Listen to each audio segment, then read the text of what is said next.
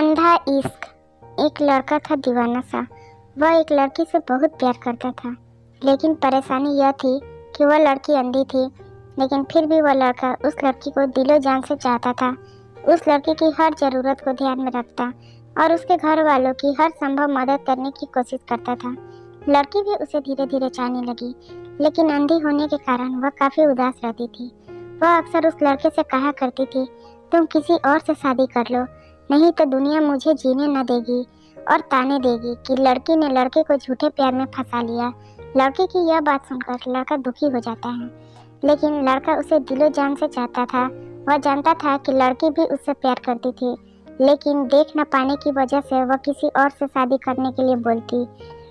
एक दिन लड़के ने उस लड़की की आंखों को ठीक करने का दृढ़ निश्चय किया और वह बहुत बड़े हॉस्पिटल में आंखों के डॉक्टर से मिला। उसे लड़की की आंखों का चेकअप कराया। चेकअप के बाद डॉक्टर ने उस लड़के से कहा, यह लड़की फिर से दुनिया को देख सकती है, बशर्ते इनको कोई अपनी आंखें दान कर दे। लड़के ने कुछ समय सोचने के बाद डॉक्टर से लड़की की आंखों का ऑपरेशन करने के लिए कहा। लड़की की आंखों का ऑपरेशन हो गया और सब कुछ सही रहा। कुछ समय बाद जब लड़की की आंखों से पट्टी हटाई गई तो लड़की ने सबसे पहले उस लड़के से मिलने की इच्छा चाहिए थी, लेकिन जब लड़की उस लड़के से मिली तो उसे पता चला कि वह लड़का अंधा है।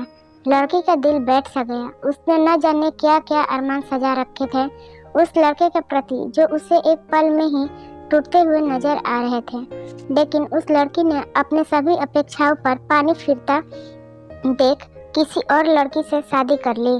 जब यह खबर लड़के को पता चली तो उसने यह बर्दाश्त न हुआ और वो बीमार रहने लगा। एक दिन उस लड़के की एक रोड एक्सीडेंट के दौरान मौत हो गई। जब यह खबर लड़की को पता चली तो लड़की और जोर जोर से रोने लगी।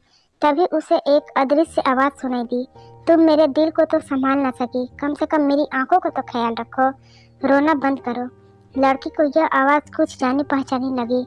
लड़की को समझते देर नहीं लगी आवाज़ उसे क्यों सुनाई दे रही थी।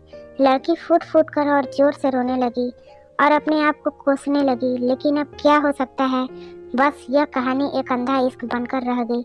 बस इतनी सी थी ये कहानी। आशा करती हूँ कि आपको ये कहानी पसंद आई होगी। इस पे आपकी क्या राय है हमें कमेंट करके ज़रूर बताइए।